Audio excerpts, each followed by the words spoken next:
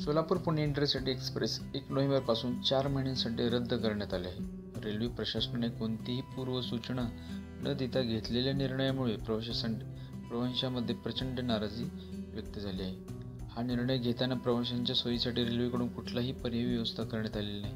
त्यामुळे साहजिकच प्रवाशांची गैरसोय होणार असून त्यासमोर वाहतुकीचा मोठा प्रश्न उभा टाकला आहे. सोलापूर 2 रेल्वे मार्गावर वाशिम ते जीवर दरम्यान रेल्वे मार्ग दुहेरीकरणाच्या कामासाठी येत्या 1 नोव्हेंबरपासून 125 दिवसांसाठी दररोज पावणे 2 तास रेल्वे वाहतूक बंद ठेवण्यात येणार आहे. त्यामुळे पुणे सोलापूर, पुणे इंटरसिटी व शिर्डी पंढरपूर शिर्डी या 2 प्रवासी गाड्या संपूर्ण कालावधीसाठी रद्द करण्यात आल्या आहेत, तर अन्य काही गाड्या ठराविक मार्गावर धावणार आहेत.